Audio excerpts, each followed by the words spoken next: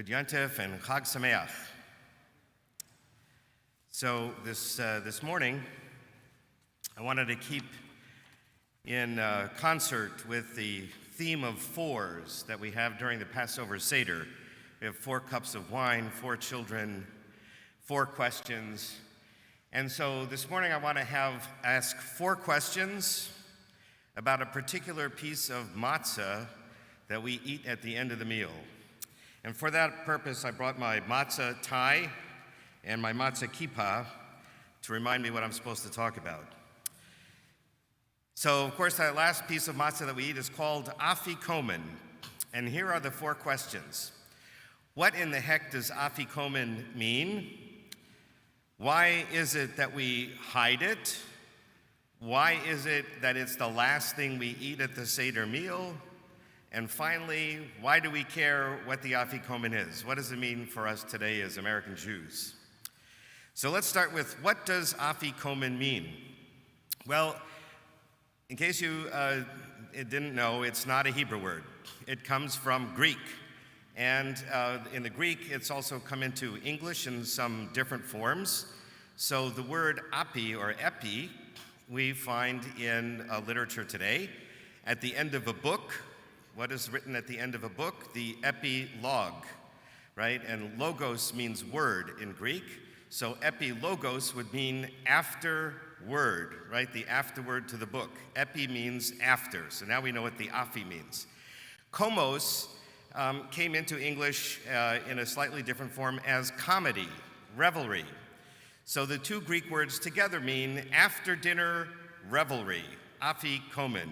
And this was a common Greek thing when they'd have a big festival meal or a big banquet of some kind, that at the end of the banquet, they would eat all kinds of salty desserts, and they ate salty desserts for the same reason they serve salty food at bars during happy hour, because they want you to drink more. So they would eat these salty desserts and then have more to drink and get even wilder and crazier.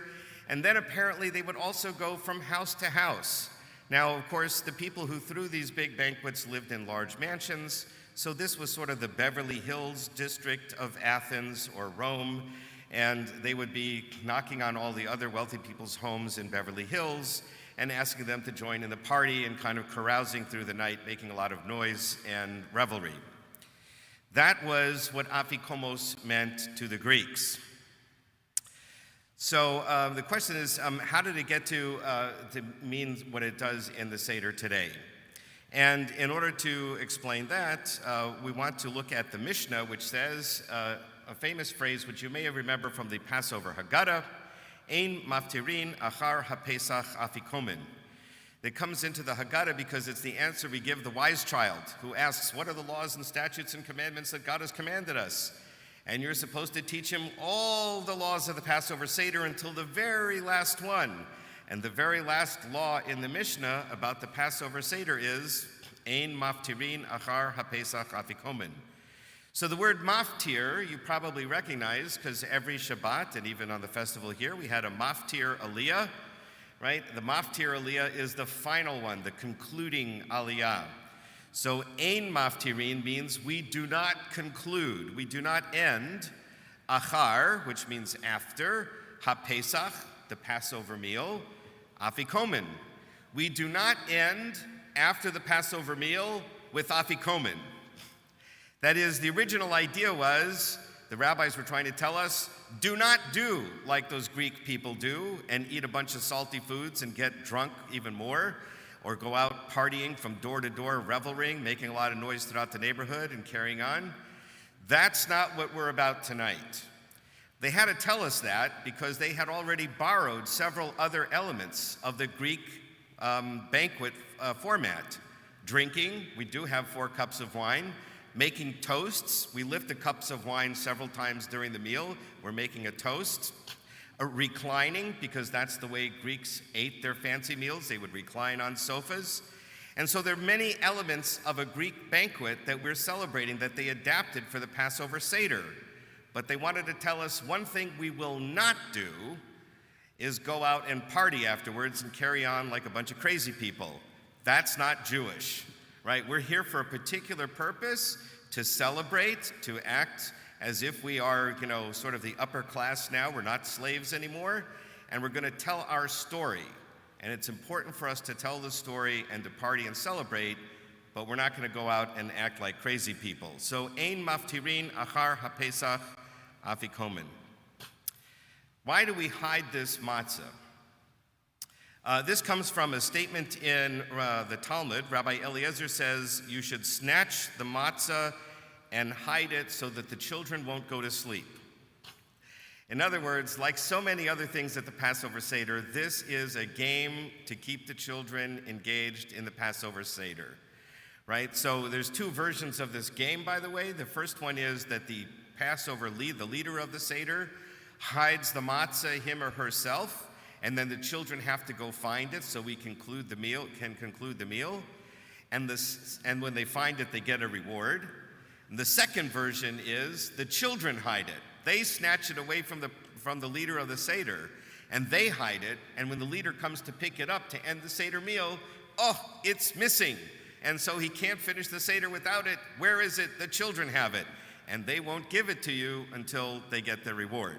Right? So somebody snatches the matzah, either the leader of the Seder or the children, but the point is to keep the children engaged in the process during the evening. We want them there at the table. We don't want them going off to play video games or watching their favorite TV show or doing whatever else they do. We want them to stay at the table through the whole meal. And that, by the way, is the reason for the story of the 4 children at the Seder, because the rabbis recognize we have different kinds of kids. Some are artistic, some are musical, some are smarter in math and science, and others are smarter in arts and literature. You need to find a way to engage everybody in the Seder. Nobody should fall asleep. Nobody should leave the table. Find a way to interact with everybody at the table. What we're doing here is really important. And what is it that we're doing? We're telling our story. If we don't know our story, our history, we don't know who we are today, and we don't know where we want to go into the future. You need to first learn your history. And the history is, we were slaves in Pharaoh in Egypt, and God took us out. We know what it's like to be slaves, to be the underclass, to be the poor. And so therefore, we have a responsibility to take care of those kinds of people in our society today. We know what it's like to be a stranger in a strange land, so we should welcome strangers into our home, etc.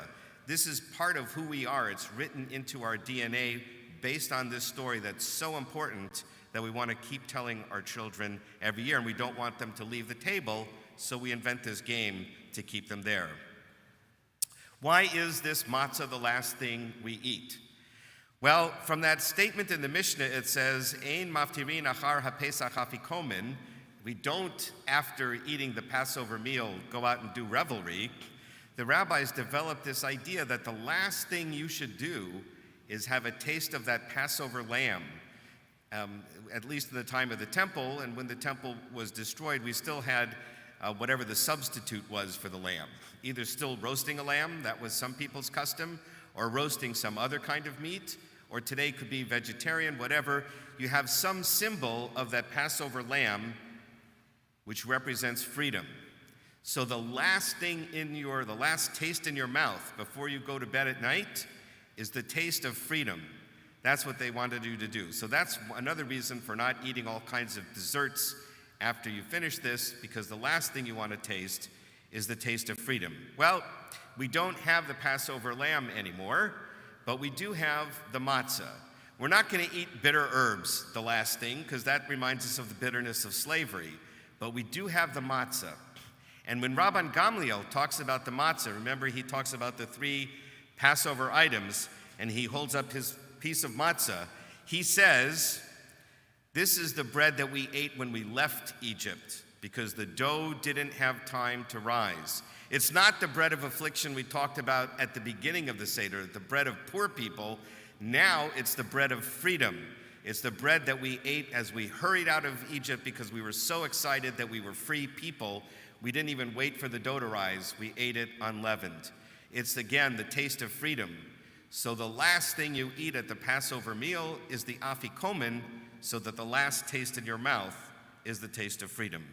So now we've explained 3 of the 4 questions. What does Afikomen mean? Why do we hide it? And why is it the last thing we eat? And the last question is, what does it mean for us? 3 things we learn. First of all, that it's okay to adapt to cultural novelties in the culture that you live in. The United States has a wonderful culture here in America. We like to watch the movies or sporting events or other things, and it's okay to engage in those things and to adapt them to our Jewish way of life.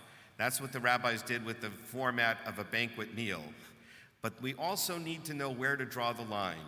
And the rabbis drew the line at getting drunk and being too boisterous and revelrous, right? So they said, that's not us. We're not going to do that. So we adapt to the cultural things that we like in the society, but we don't cross the line into doing things that are not becoming of a people, of good citizens of the country we live in. And so that's the first thing we learn. The second thing we learn is the importance of having children engaged at the Passover Seder throughout the evening, that we need to find a way to educate them about why this meal is so important. And the last thing that we learn from it is the taste of freedom in our mouths should be the last thing that we taste that night, to remind us that it's our responsibility to look after those people who are poor, those people who are disadvantaged, those people who are not free in the world today. It's our responsibility to work to make the world a better place. The taste of freedom is in our mouth to encourage us to bring freedom to everyone. And so 4 questions, 4 answers. I wish you all a Chag Sameach.